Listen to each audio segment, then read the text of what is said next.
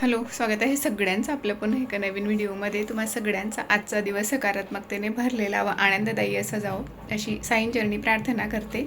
आणि आजच्या आपल्या व्हिडिओला आपण सुरुवात करूयात. तर आज आपण पावसाळ्याच्या आधी जे काही थोडीफार क्लिनिंग करतो घरात, तर ते करायचं ठरवलं आहे. हा पण मला किचन आवरायला काढायचं नाही आहे, कारण किचन आत्ताच आवरले मी 1 महिन्याभरापूर्वी, तर फारसं काही घाण झालेलं नाही आहे त्यात. आणि तिथे कसं रोजची वापरायची भांडी असतात ट्रॉलीजमध्ये वगैरे, तर ती अधूनमधून होतात स्वच्छ, म्हणजे धुवून होतात ती. कोणी पाहुणे वगैरे आले एक्स्ट्राचे वापरले गेले तर तेवढं काय ते ट्रॉलीज मी वरच्यावर आवरत असते, नेहमी क्लीन ठेवण्याचा प्रयत्न करते, कारण तिकडे कॉक्रोच वगैरे होऊ शकतात म्हणून. पण आज मला माड्यावर जे काही डब्बे ठेवलेले आहेत, ॲल्युमिनियमचे डब्बे किंवा स्टीलचे डब्बे, आणि मागच्या रूममध्ये जी काही पडदी आहे तर तिथे सुद्धा ठेवलेलं आहे थोडंफार सामान, तर ते आवरून घ्यायचं आहे पावसाळा म्हणजे पाऊस पडायच्या आधी. तसं तर पावसाचा टायमिंग झालेला आहे, लेटच होतं ह्यावर्षी. आत्ताशी तर पाऊस म्हणजे पावसाळा सुरू व्हायला हवा होता, पण आता काय करणार. देवाला आता एकच मागणं, लवकरात लवकर पाऊस येऊ दे. पण त्याआधी आज मी हे आवरायला काढलं आहे. होऊन जाईल तर बरं असतं पावसाळ्याच्या आधी, कारण एकदा पाऊस सुरू झाला की मग ते जे काही आपण वाढवायला वगैरे टाकतो डब्यांमध्ये, पापड वगैरे जे काही असतात, तर तेव्हा जर आवरायला काढलं तर ते वातावरणातल्या आर्द्रतेमुळे किती जरी आपण म्हटलं की ते सुकलेले आहेत, कोरडे झालेले आहेत, तरी पण ते आतमध्ये थोडेसे कुठेतरी असे मऊ पडतात. म्हणून मी आज आता खूप सारं ऊन पडलेलं आहे, तुम्हाला दाखवते अगदी कडक असं ऊन पडलेलं आहे. तर ते तेवढं काय ते मला आवरायचं आहे, तर ते आवरते आणि मग तुमच्याशी बोलते, तो व्हिडिओ तुम्हाला शेअर करते. पण त्याआधी सगळ्यात आधी तर पोटात काहीतरी म्हटलं टाकून घेऊयात, कारण खूप जास्त भूक लागली होती. आणि त्यानंतर मी एकदाची कामाला सुरुवात केली की मध्ये खूप कंटाळा येतो स्वयंपाक बनवायचा, किंवा बनवलेला असेल तरीसुद्धा तो खाण्याचा सुद्धा कंटाळा येतो. कारण असं वाटतं, म्हणजे माझ्यासोबतच नाही, सगळ्याच बायकांसोबत असं होत असेल कदाचित, पण ते खूप चुकीचं असतं. आपण स्वतःला आधी खाण्यापिण्याकडे लक्ष दिलं गेलं पाहिजे, तब्येतीकडे. बाकीची कामं सगळी होत राहतात, पण काय माहिती आपल्याला तशी सवयस्ती झालेली सुरुवातीपासून सगळ्या जणींचंच मी सांगते इथे, म्हणजे जास्तीत जास्त जणी थोड्याफारच असे असतील की त्या ह्या गोष्टींना जास्त महत्त्व न देता स्वतःकडे लक्ष देत असतील. तर इथे माझंही चुकतं, मी स्वतः मान्य करते. मी काही आवरायला काढलं की मी दिवसभर त्यातच अडकून पडलेली असते, मग मला भूकही लागत नाही, आणि जर बनवलेलं काही असेल तर ते सुद्धा मला खावंसं वाटत नाही. आधी म्हणजे कधी एकदाचं मी सगळं क्लीन करते आणि मग तेव्हा निवांत जेवायला बसते, असं मला होतं. पण आज मात्र मी सगळ्यात आधी नाश्ता करून घेतला. आणि काल रात्री ही खिचडी बनवली होती, दाल खिचडा मी बनवला होता, तडका दिला होता वरण, तर तीच मी आता गरम केली, थोडी शिल्लक होती तर. आणि मी आणि आधी आम्ही दोघांनी त्याचाच नाश्ता केला होता.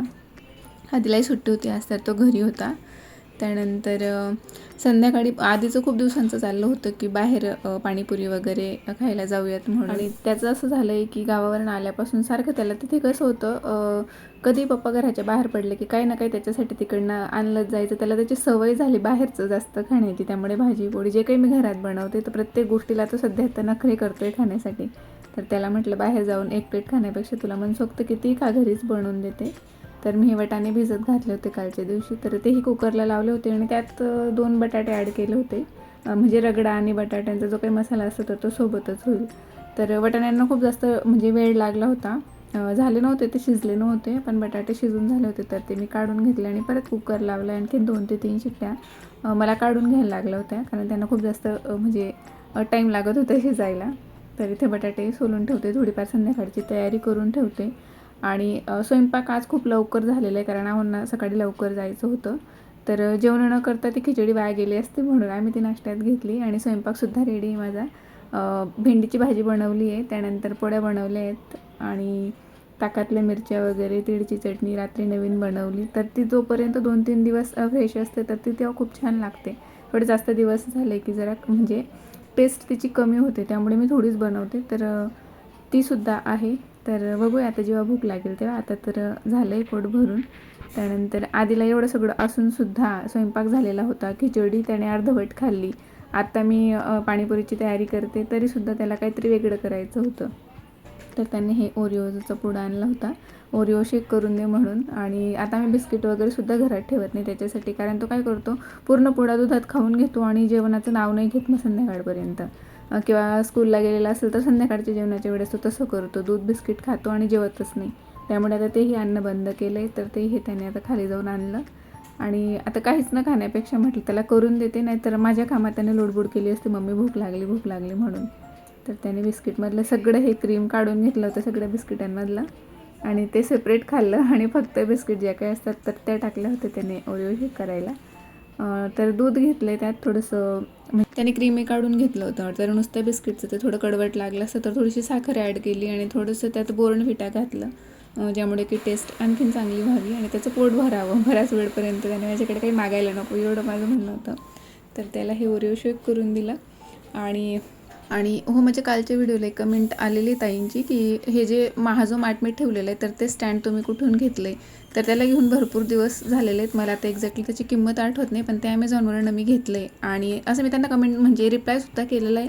पण मला हे सांगायचं आहे की ॲमेझॉनपेक्षा तो मिशोला मला कमीमध्ये दिसतो आहे. मी 1-2दा बघितलं, चेक केलं तर एकदा क्वालिटी चेक करून जर कोणाला घ्यायचं असेल तर आधी मिशोला चेक करा, कारण मिशोवर मला कमी त्याची प्राईस वाटते. मला थोडं महाग पडलं होतं ते, आत्ता एक्झॅक्टली आठवत नाही आहे, पण नक्की ते मिशोला कमीमध्ये मला काही 400 प्लसच होतं काहीतरी, असं काहीतरी ते मी घेतलं होतं तेव्हा. आणि मिशोला खूप कमी त्याचं प्राईस दाखवतं आहे.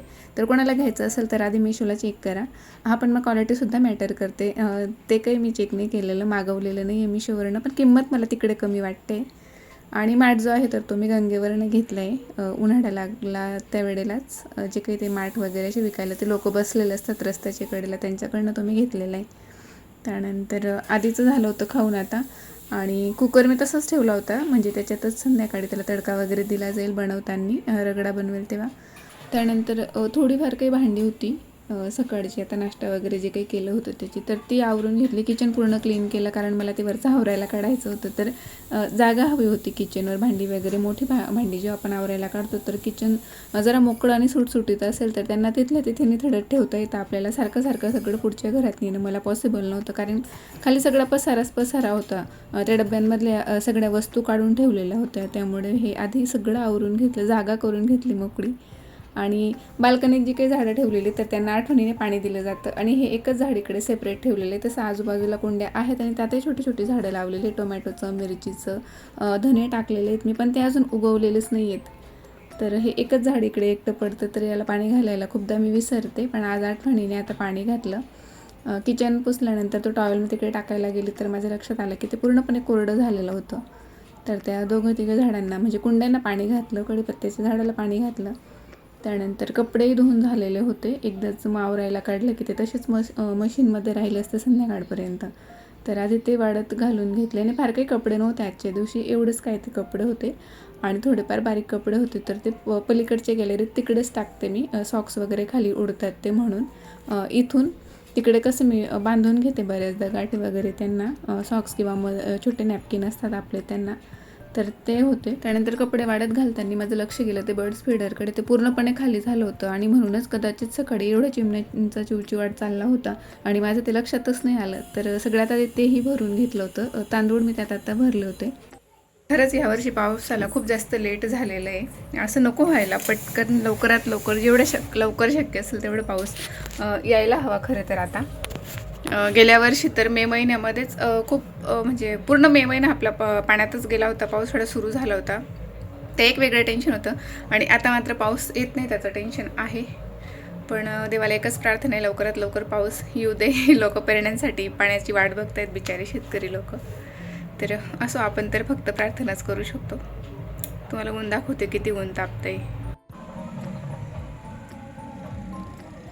आणि मागे एकदा मी सांगितलं होतं, घराच्या आजूबाजूला सगळे मंगल कार्यालय असल्यामुळे आम्हाला नेहमी लग्नांचा फील असतो, तो आवाज असतो, बँड वगैरेचा सुरू असतो त्याचा, किंवा मग मंगलाष्टका घरात ऐकायला येतात अक्षरशः. तर तेही खूप छान वाटतं. कधी कधी फक्त मला व्हॉइस ओव्हरला वगैरे प्रॉब्लेम येतो, दारं खिडक्या सगळं बंद करून सुद्धा प्रॉब्लेम येतो, पण असं. तर हे जे लिक्विड मी तुम्हाला आता दाखवते तर हे स्पेशल ॲल्युमिनियमच्या डब्यांसाठी बनवलं गेलं आहे, भांड्यांसाठी, डब्यांसाठी, ज्यामुळे की पॉलिश केल्यासारखं ते शाईन करायला लागतात. तर ते सुरतवरून मावशीने पाठवलं आहे, मग काकूची बहीण राहते तिकडे त्यांनी. तर मला काकू बऱ्याचदा सांगत होते, आई पण सांगत होते की तू एकदा घेऊन जा, ट्राय कर. एकदा दिलंही होतं पण मी न वापरतात असंच ते हरवलं होतं माझ्याच्याने, कुठेतरी टाकलं गेलं होतं तर ते परत भेटलंच नाही मला. आणि मी प्रत्येक वेळेला ते साबण वापरते जे की आमच्याकडे मिळतात, कपड्यांसाठी वापरले जातात तेही मी एखाद्या व्हिडिओमध्ये तुम्हाला दाखवेल. आता सध्या माझ्याकडे नाही आहे, पण त्याच्याने सुद्धा खूप छान ॲल्युमिनियमचे डबे निघतात. तर हे जे आता लिक्विड वापरते तर यानेसुद्धा खूप छान निघाले डबे, अक्षरशः मी म्हणते म्हणजे स्टीलच्या डब्यांसारखे ते शाईन करायला लागले होते. पण माझ्याकडे बोरचं पाणी असल्यामुळे थोड्या दिवसानंतर ते परत तसेच होतात. त्यांना हात जरी नाही लावला तरीसुद्धा ते असे भुरकट पडतात, म्हणजे त्यांची शाईन निघून जाते. तर आता हा इकडचा डब्बा तुम्हाला दिसत असेल जो घासलेला नाही आहे तो, आणि पलीकडे जो ठेवलेला आहे तर तो घासून ठेवलेला आहे. तर तुम्हाला दोघांमध्ये इथले इथे तुम्हाला डिफरन्स दिसत असेल. खूप शाईन आलेली जे धुवून झालेले आहेत त्यांना. तर पहिल्यांदा मी ते वापरते म्हणून जरा जास्तीचं वापरते ह्या वेळेला. आणि एकदा का त्याच्याने ते धुतले गेले मग नंतर दुसऱ्यांदा जेव्हा आपण आवरायला काढतो तेव्हा थोडं कमी जरी वापरलं तरी चालतं. त्यानंतर पुढच्या आता हे किचनमधली जी होती लॅब, तर त्याच्यावरचं सगळं आवरून झालं होतं आणि वेळ भरपूर होता. माझ्याकडे अजूनही भूक लागलेली नव्हती. तर मी बेडरूममध्ये जे आहे तर त्याच्यावरचं सुद्धा आवरायला काढलं. तर तिथे फार काही सामान नसतं. हे मोठे टोप वगैरे असतात आणि जे न लागणारे मोठे कुकर आहेत ते, आणि थोड्याफार हे तांब्या पितळाची वस्तू म्हणजे गंगाड वगैरे, आणि पाण्याचा माठ असतो माझा तिकडे. तर घासून झाल्यानंतर डबे असे शाईन करतायत. इतके छान अगदी स्टीलच्या डब्यांसारखे ते झाले होते. आणि हो, सोबतच आम्हाला वानोडा आला होता. तर सटाण्याला म्हणजे मित्र असतात एक, तर त्यांनी हे पाठवलं होते त्या भाऊंनी. गावराणी आंबे आहेत, इतका छान वास येतो आहे त्यांचा, घरात आणल्याबरोबर खूप भारी वास येतो आहे. त्यानंतर ह्या भुईमुगच्या शेंगा आहेत, ओल्या शेंगा आहेत त्या, आणि हे कांदे. तर कांदे आता मला खूप आवडले, कारण आधी जे आणलं होते भाऊंनी तर ते खूप लहान आकाराचे आहेत. तर ते फक्त आपण कच्चे जे जेवणासोबत खातो तसेच वापरले जातील. पण आज जे त्या भाऊंनी पाठवले तर खूप छान मोठ्या आकाराचे कांदे आहेत ते. आता पूर्ण पावसाळ्याभर मला टेन्शन नाही राहणार. तर एवढं सगळं आवरून झालं आहे माझं, आणि आत्ताशी 11:30 वाजले आहेत. तर आता हे सगळं मी आधी भरून घेते. ह्या रूममध्ये थोडंफार सामान ठेवलं होतं, बाकीचं इकडचं जे बेडरूममध्ये ठेवलेलं असतं तर ते बेडरूममध्ये सुकून झाल्यानंतर वर ठेवलं होतं मी. आधी सुरुवातीला खालीच ठेवलेलं होतं. आणि आता हे एवढंच काय ते आवरायचं बाकी होतं. त्यानंतर किचन आणि घरं आवरायची होती. आणि सुरुवातीला ह्या आधी विकत आणलेल्या शेंगा होत्या, तर ओल्याच होत्या ह्या पण, तर त्या मी उकडून घेतल्या होत्या. आणि त्यानंतर मग मी ते जे काही तांब्या पितळाची थोडीफार भांडी होती ती घासून घेतली. आणि तेव्हा अशी 12:30 पाऊण होत आला होता. तर आत्ता भूक लागली होती. तर आत्ता मी जेवायला बसले होते. भेंडीची भाजी, तिळीची चटणी, आणि ह्या मिरच्या अजिबात तिखट लागत नाही. करून बघितल्या नसतील तर एकदा नक्की करून बघा. याचासुद्धा मी शॉर्ट व्हिडिओ अपलोड केलेला आहे. खूप छान लागतात त्या. स्पेशली ज्यांना दही वगैरे खायला आवडतं, आंबट गोष्टी आवडतात, त्यांच्यासाठी अजिबात तिखट लागत नव्हती. त्यानंतर आता सगळं झालं होतं, डबे वगैरे सगळं सुकून झालं होतं, जेवणही झालं. तर मी काय करते, पावसाळ्यात म्हणजे ज्यांच्या घरी फर्निचर केलेलं नाही आहे, ज्यांचे लॅब ओपन असतात, तर त्यांच्यासाठी ही टिप खूप महत्त्वाची आहे. तर ह्या अशा पद्धतीने एक जुनी साडी मी घेतलेली इथे. आणि डब्यांचे जे काही झाकणं असतात तर बऱ्याचदा डब्बे म्हणजे घाण नाही होत, पण झाकणं जास्त घाण होतात. का तर त्यांच्यावर धूळ जमा होते. आणि त्यानंतर किचनमध्ये ठेवलेले असल्यामुळे बऱ्याच जणांना किचनच्या जस्ट वर डायरेक्ट पडदे दिलेली असते, लॅब दिलेलं असतं, किंवा मग माझ्यासारखं पाठीमागे जरी असलं तरी किचनमध्ये म्हटलं की त्यावर थोडं तरी प्रमाणात ती झाकणं चिकट होतातच, तेलामुळे म्हणा किंवा मग धूळमुळे म्हणा किंवा इतर काही कारणं असतील, पण झाकणं खराब होतात डब्यांपेक्षा जास्त. तर त्यामुळे मी काय करते, ह्या अशा पद्धतीने एक जुनी साडी मी घेतलेली आहे आणि त्याच्यातून हे असे कापड मी त्याचे छोटे छोटे स्क्वेअरमध्ये कट करून घेते. मी आता करते ते तशा पद्धतीने. त्यानंतर त्यांना बांधून घेते आणि मग त्यानंतर ते डब्यांना लावते. यामुळे 2 फायदे होतात.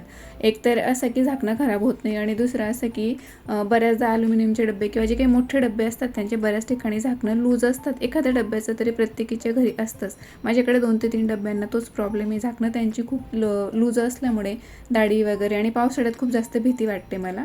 तर हे असं बांधल्यामुळे ते झाकणंसुद्धा खूप पॅक बसतात, एअरटाईट ते होऊन जातात, असं जरी म्हटलं तरी काही हरकत नाही. तर त्यासाठी मी अशा पद्धतीने कापडने त्यांना सगळ्या डब्यांची झाकणं एकाच कलरचं कापड असेल तर ते आणखीन छान वाटतं. त्यामुळे माझ्याकडे जुनी साडी होती तर त्याचा खालचा भाग घेते मी, वरचा भाग घेते, जेणेकरून तो एकच कलर यावा म्हणून.